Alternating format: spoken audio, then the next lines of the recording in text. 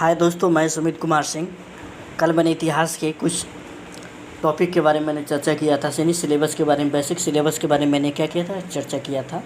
आज आप लोगों को वहीं से शुरू करूँगा।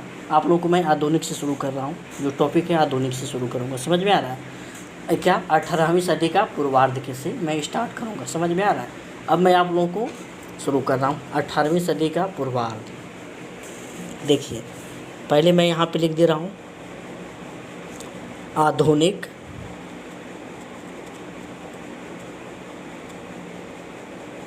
सिलेबस के रिगार्डिंग में चल रहा हूँ। आधुनिक भारत का इतिहास। अब देखो, ये आधुनिक भारत का इतिहास कहाँ से चालू होता है, मैं आप लोगों को चर्चा कर रहा हूँ। समझ में आ रहा है?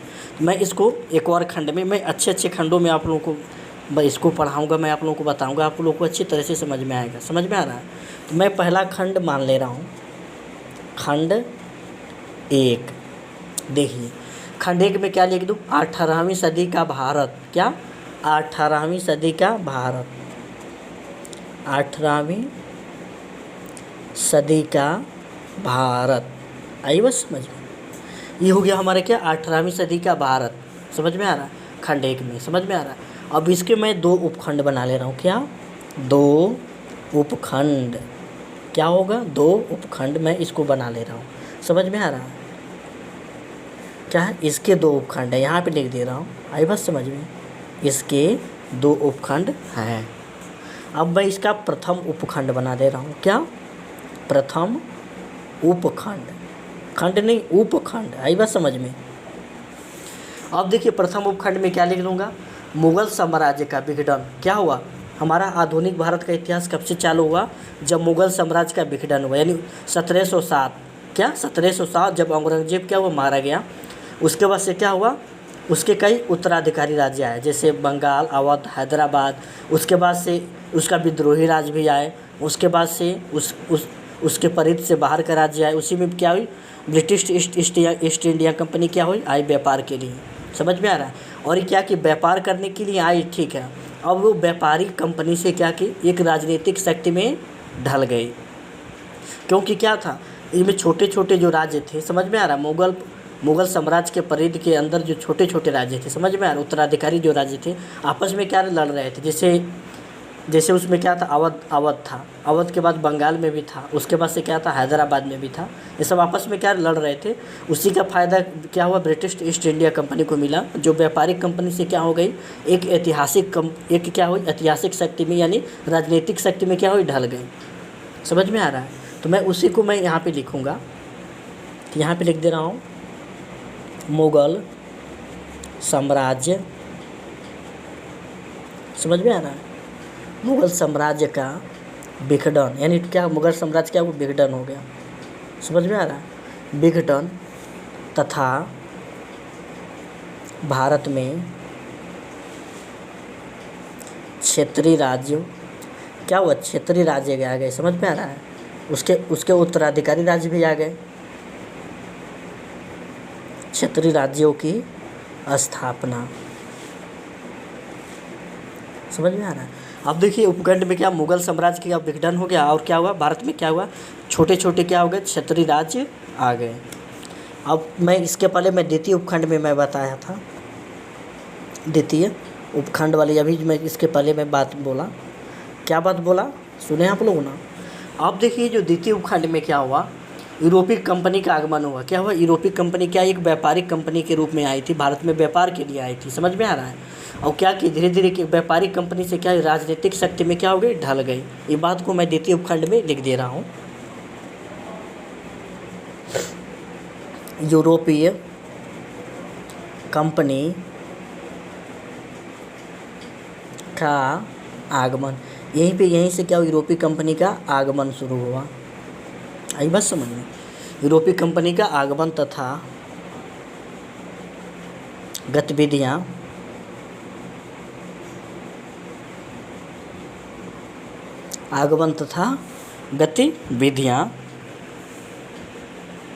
तथा ब्रिटिश कंपनी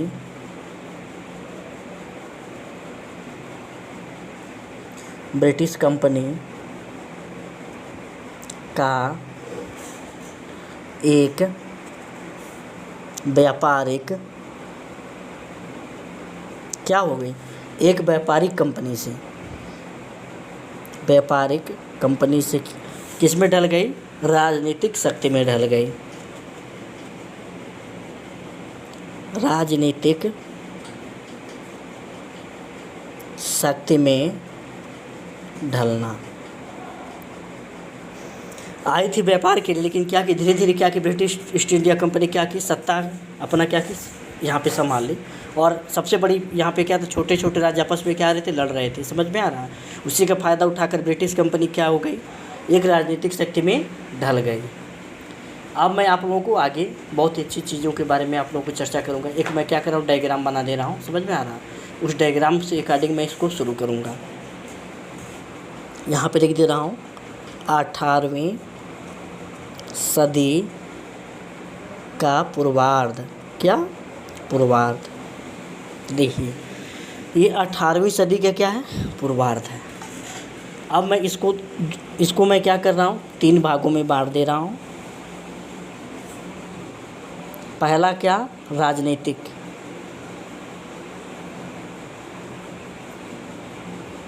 देखिए ये राजनीतिक, उसके बाद से दूसरा आर्थिक,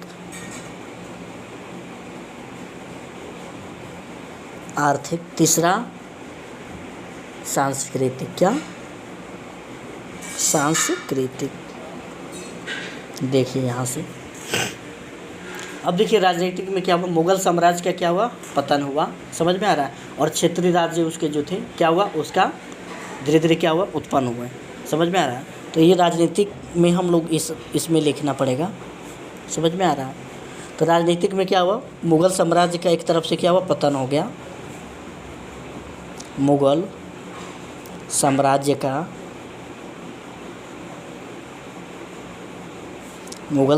का पतन। देखिए एक तरफ मुगल साम्राज्य का क्या हुआ, पतन हो गया। समझ में आ रहा है। उसके कब्र से क्या हुए, तीन तरह के राज्य आए। कौन कौन से राज्य, एक था उत्तराधिकारी राज्य, दूसरा विद्रोही राज्य, और एक मुगल साम्राज्य के परिधि से बाहर का राज्य, यानी 3 राज्य आए। तो अब देखिए मुगल साम्राज्य का पतन हुआ, उसके बाद से उसके कब्र से क्षेत्रीय राज्य का उत्पन्न हुआ। क्षेत्रीय राज्य। अब इस क्षेत्रीय राज्य में कौन कौन से राज्य आते थे, मैं आप लोगों को चर्चा कर दे रहा हूँ। क्षेत्रीय राज्य में क्या आएगा, उत्तराधिकारी राज्य,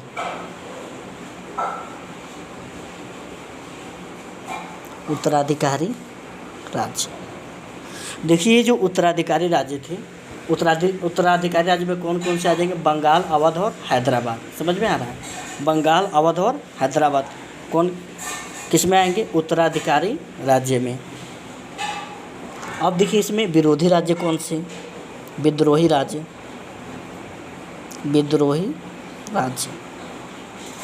और विद्रोही राज्य में मराठा, जाट और रूहेला सिख। समझ में आ रहा है। मराठा, जाट, रूहेला सिख किस में आ जाएंगे, विद्रोही राज्य में। समझ में आ रहा है। तीसरा क्या आ जाएगा, साम्राज्य परिधि से बाहर का राज्य, साम्राज्य परिधि से बाहर का राज्य,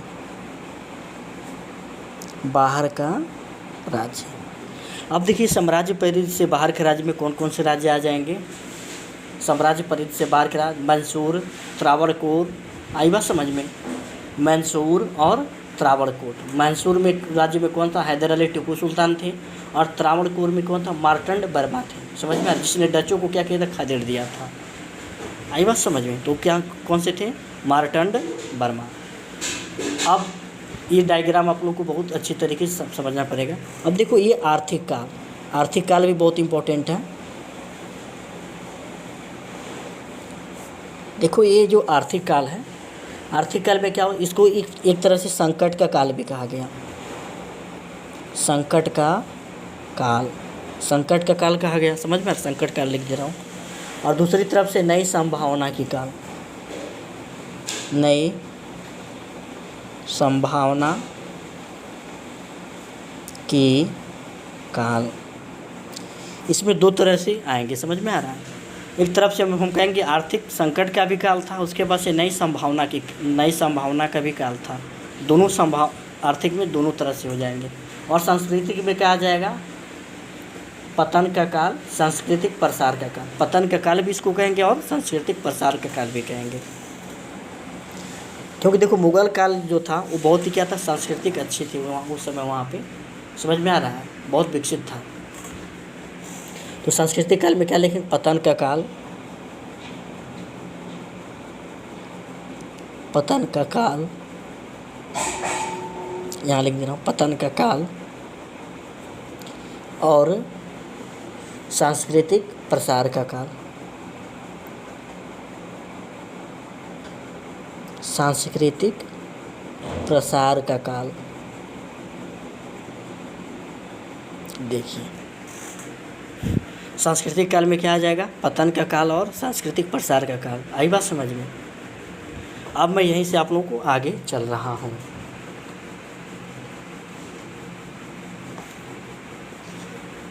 अब देखिए मैं यहाँ से आप लोगों को शुरू कर रहा हूँ। कहाँ से, यहाँ से आप लोगों को एकदम स्टार्ट कर रहा हूँ, एकदम बहुत बढ़िया से। अब मैं यहाँ से टॉपिक को मैं क्या कर रहा हूँ, शुरुआत कर रहा हूँ। चैप्टर,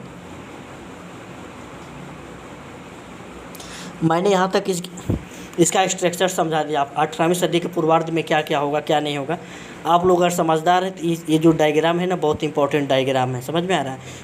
राजनीतिक काल में क्या आएगा, मुगल साम्राज्य का पतन हुआ। मैं इसमें भी लिखना पड़ेगा, मुगल साम्राज्य का पतन, यानी औरंगजेब 1707 में क्या मारा गया।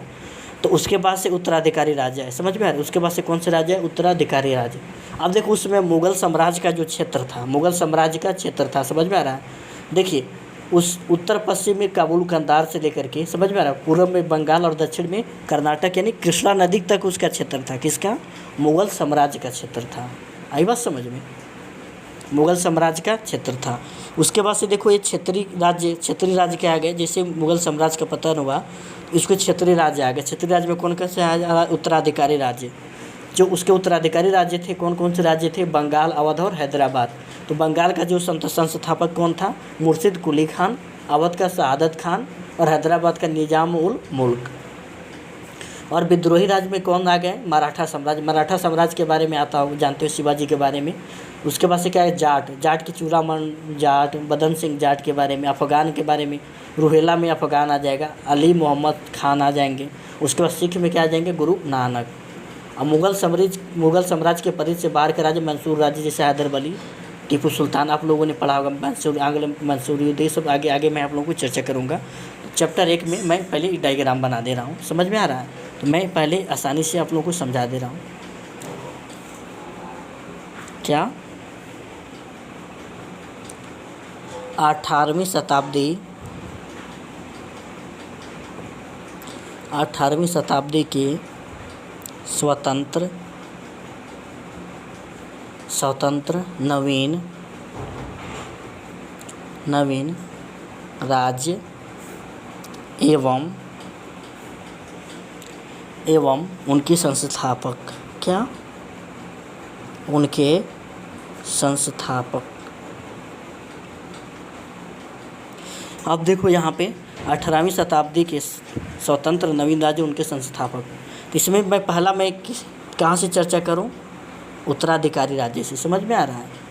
तो यहाँ पे लिख दे रहा हूँ, उत्तराधिकारी राज्य और उसके संस्थापक।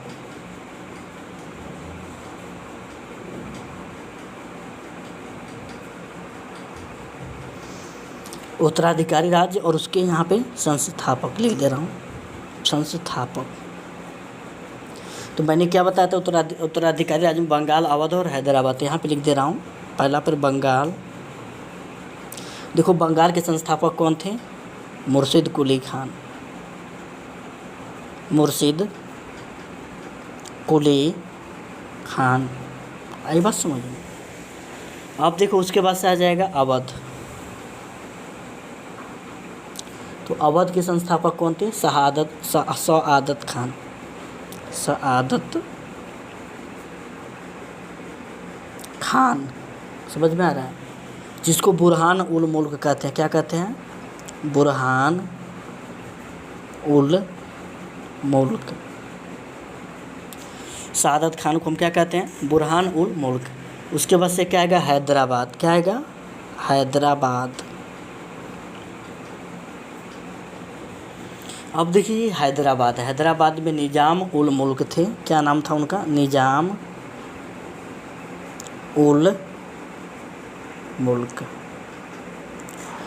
बंगाल के कौन से? मुर्शिद कुली खान, अवध के सादत खान और हैदराबाद के निज़ाम उल। ये कौन सा राज्य था? उत्तराधिकारी राज्य था। समझ में आ रही है? उसके बाद मैं अब विद्रोही राज्य के बारे में भी लेके चल रहा हूँ। दूसरा विद्रोही राज्य। अब देखिए ये विद्रोही राज्य में और उसके संस्थापक। तो विद्रोही राज्य में पहला मराठा राज्य था। मराठा राज्य। अब देखिए मराठा राज्य शिवाजी के अंतर्गत आता था। स्वतंत्र राज्य की स्थापना था। शिवाजी का आप लोगों ने सुना होगा, वीर शिवाजी। शिवाजी के अंतर्गत क्या था? शिवाजी के अंतर्गत स्वतंत्र राज्य की स्थापना।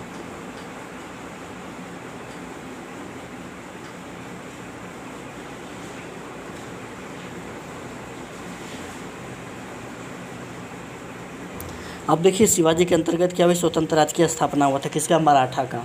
उसके बाद जाट राज्य। क्या? जाट राज्य।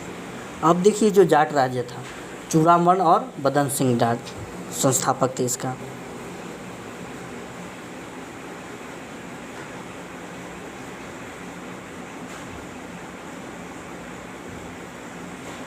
चूड़ामण और कौन थे? बदन सिंह थे। समझ में आ रहा है? अब एक बचेगा इसमें, रूहेला, जो अफ़गान कहते हैं, रूहेला। तो रूहेला में कौन? अफ़गान, इसको हम कहते हैं अफ़गान। क्या कहेंगे? अफ़गान।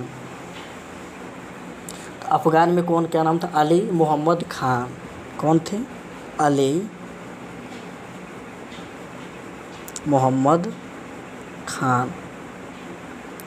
और चौथा सिख राज्य था। समझ में आ रहा है? सिख मैं यहाँ पे लिख दे रहा हूँ ऊपर,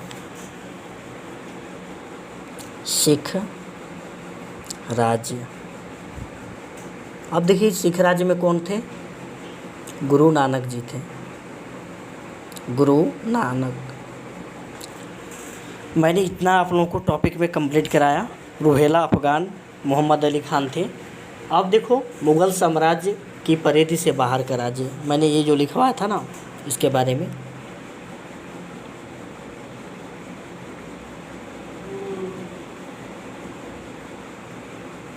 मुग़ल साम्राज्य की परिधि से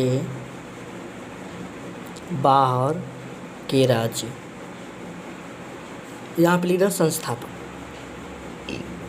अब देखिए आसानी से आप लोग को याद हो जाएगा। तो इसमें मैसूर आता था, मैसूर। तो मैसूर राज्य के जो संस्थापक कौन थे? हैदर अली। ये बहुत शक्तिशाली थे। समझ में आ रहा है? हैदर अली। उसके बाद त्रावणकोर। त्रावणकोर। तो ये जो त्रावणकोर थे उनके थे मार्तंड वर्मा। मार्तंड वर्मा। ये मुग़ल साम्राज्य के परिधि से बाहर की दो राज्य थे। समझ में आ रहा है? अब मैं मुग़ल साम्राज्य का क्षेत्र विस्तार यहाँ से मैं शुरू कर रहा हूँ। मुग़ल साम्राज्य की क्षेत्र विस्तार उस समय क्या था? देखो उस समय जो मुग़ल साम्राज्य का जो क्षेत्र विस्तार था बहुत ज़्यादा था। कहाँ कहाँ से? मैं आप लोगों को डायग्राम बना के समझा दे रहा हूँ, समझिए। बीच में दिल्ली आ जाएगी ना मुग़ल साम्राज्य, उसका क्षेत्र विस्तार कहाँ कहाँ तक था? अब देखिए ये उत्तर हो गया, ये क्या हो गया? दक्षिण। ये क्या हो गया? पूर्व। ये क्या हो गया? पश्चिम। अब उत्तर पश्चिम में इधर जाएंगे तो हिंदू कुश पर्वत पड़ेगा। समझ में आ रहा है? हिंदू कुश पर्वत। तो वहाँ हिंदू कुश पर्वत, यहाँ पे काबुल और क्या पड़ेगा? कंधार पड़ेगा। तो यहाँ पे काबुल से लेकर के काबुल से लेकर के कंधार तक, कंधार तक। आई बात समझ में। खैबर दर्रा भी इधर पड़ेगा ना, खैबर दर्रा हिंदू कुश पर्वत को पार करके वो लोग क्या आए थे, यूनानी अब जो भी आए थे इसी रास्ते से वो लोग आते थे। समझ में आ रहा है। अब देखो क्या था उत्तर पश्चिम में काबुल कंधार से लेकर के पूर्व में क्या था, बंगाल तक क्या था, मुगल साम्राज्य का वर्चस्व था। और दक्षिण में क्या था, कर्नाटक का क्षेत्र। दक्षिण में क्या था, कर्नाटक। और कहाँ तक, कृष्णा नदी तक था। समझ में आ रहा है, कृष्णा नदी तक क्या था, मुगल साम्राज्य का क्षेत्र विस्तार था। मैंने कितने आसानी से आप लोगों को बता दिया, उस तरह से आप लोगों को पूरा लिखना पड़ता। मुगल साम्राज्य का उस समय क्षेत्रीय विस्तार कहाँ तक था, उत्तर पश्चिम में काबुल से कंधार, दक्षिण में बंगाल और पूर्व में बंगाल और दक्षिण में कृष्णा नदी तक क्या था, फैला था। उसके बाद से क्या हुआ, जब 1707 में किसकी मृत्यु हो गई, औरंगजेब की। जब 1707 में क्या हुआ, जब औरंगजेब जब मर गया तो धीरे धीरे क्या हुआ, उसके छोटे छोटे उत्तराधिकारी राज्य पनप गए। आई समझ में। तो यहाँ से क्या हुआ, जब 1707 ईस्वी में क्या हुआ, औरंगजेब क्या हुआ, मर गया। औरंगजेब क्या हुआ, मर गया। क्या हुआ, औरंगजेब क्या हुआ, मर गया। समझ में आ रहा है। यानी मृत्यु के बाद